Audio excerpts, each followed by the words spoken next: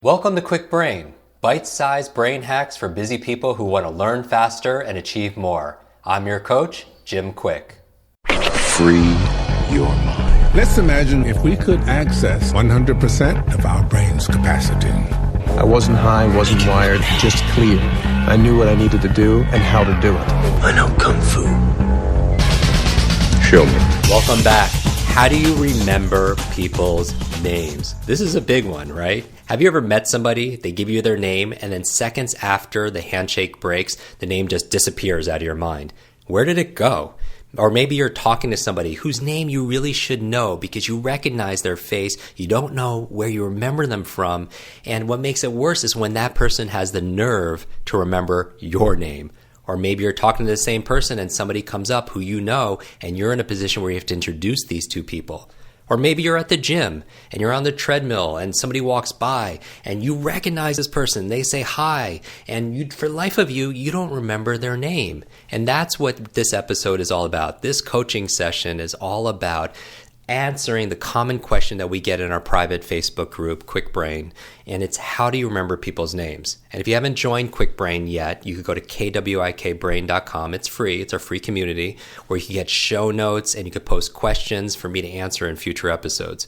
And also, speaking of names, I was going through the reviews on iTunes, and I just want to thank all these amazing individuals by name. Oh my goodness, Amanda and Chris and Maria and Michael and Nathan and Alex and Mindy.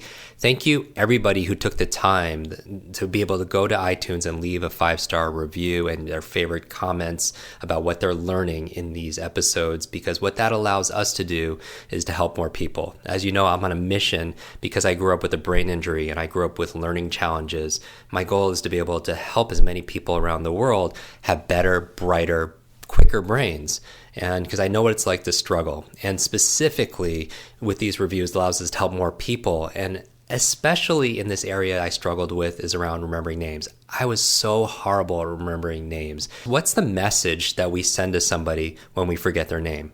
What's the message we send to somebody? It's that they're not important or that we don't care.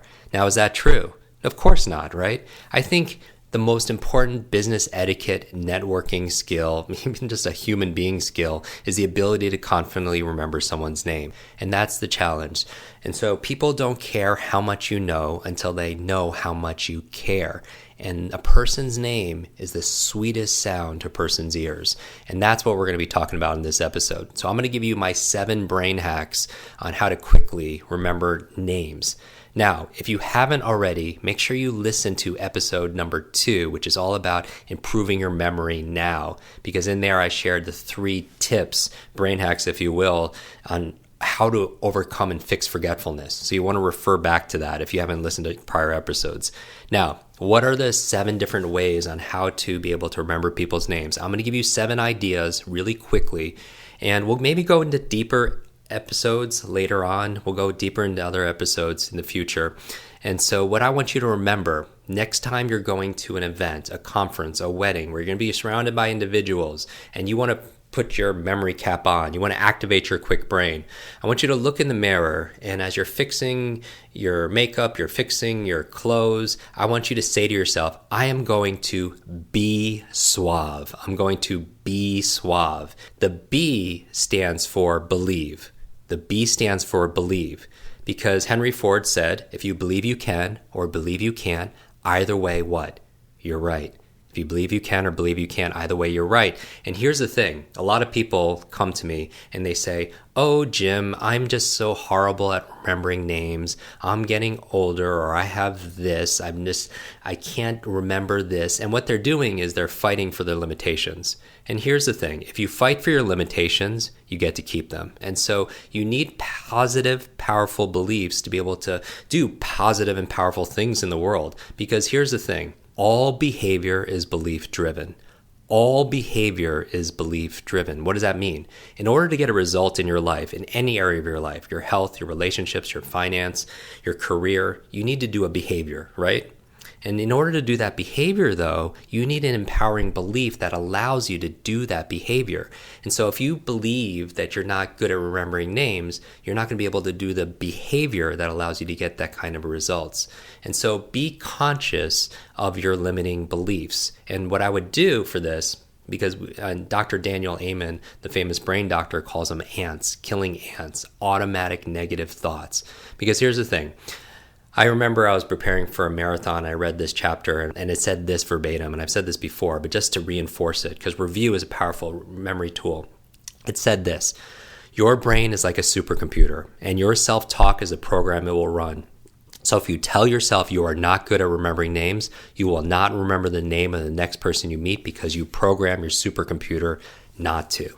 So something very simple to eliminate negative self-talk is just to add a simple word, 3-letter word, yet at the end. I'm not good at remembering names yet. I don't have a great memory yet. So be conscious of your beliefs. The E in Be Suave stands for exercise. Exercise. And I don't mean physical exercise, although people who are more physically active on a daily basis will score better on mental acuity tests, focus, memory. So whatever is good for your heart is going to be good for your head. So physical movement is very, very important. We're going to do a whole episode on the best physical movements to be able to activate your brain power. So make sure you subscribe. Now, what I mean by exercise is practice, because say it out loud. Practice makes what? This is the active part, right? Practice makes progress. And what I mean by that is the bad news is to remember names is a skill and it takes effort. That's the bad news. The good news, it doesn't take as much as you think. I remember when I learned these techniques, it took about 30 days, and all of a sudden I just started remembering names. It takes about approximately 30, 60 days to be able to ingrain a new habit, depending on what research you buy into. For example, in order to be able to tie your shoes, it took about 4 weeks or so, 30 days to be able to do it unconsciously, to be able to drive a car, to be able to learn how to type. Same thing with names. So practice, because what you practice in private, you're rewarded for where? In public, right? You've heard it over and over again. So that's the E, it's exercise. Now the S in Suave stands for say it. Say. You want to say the name. You meet someone for the first time and you say the name. You meet someone named Ted, you say, hello, Ted.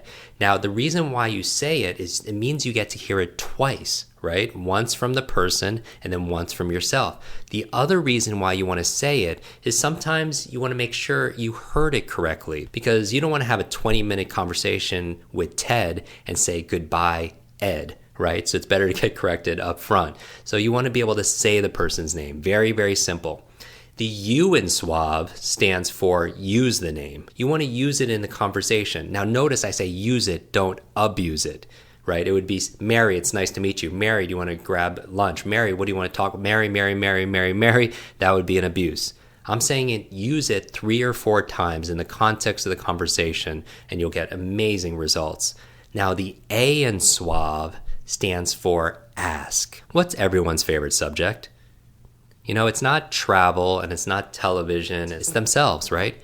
Everyone's always tuned in to everyone's favorite radio station, which is WIIFM. What's in it for me, right? And so everybody loves talking about themselves in some way. And what I would say is, because a name is the sweetest sound to a person's ears, you could ask about a person's name. Now, this is very effective for names that are not familiar to you. Maybe 80% of the time you meet somebody and they have a name that's pretty common, but for the 10 or 20% of the time you meet someone and you're hearing a name that you haven't heard before, what could you ask about a person's name? You could ask what? Say it out loud. How do you spell it? Who were you named after? Where is it from? What does it mean? All these questions you could ask about a person's name. I remember I was doing this training for the country's largest life insurance company, and I was doing this training, and the training director in the room, her name was Nankita. And I remember talking to her, I was like, wow, that's beautiful. And I asked her in front of her coworkers, where's it from? How do you spell it? And I asked her, what does it mean? And I remember she paused, she looked at her coworkers, about 100 or so people, and she said, I was like, what does it mean? And she said, it means graceful falling waters. I was like, wow, that's beautiful. And based on her coworker's reaction, I was like, how long have you worked here, Nangita? She was like, over 4 years. You like with a lot of these people? Yeah, a lot of them are my good friends and were at my wedding.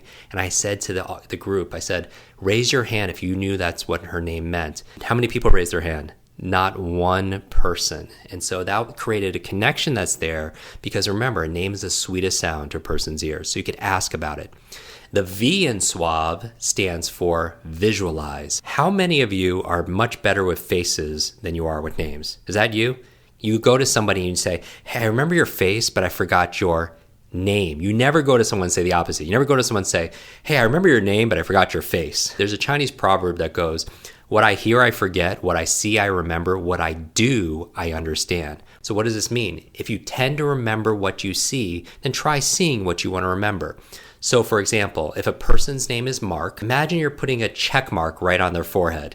Now you're thinking, Jim, why would I do that? That's so childish. Who are the fastest learners on the planet? Children, right? They have imagination. They are very active like that. They're creative. So I want you to just play with this a little bit. So if a person's name is Mike, imagine them jumping on the table and singing karaoke on a what?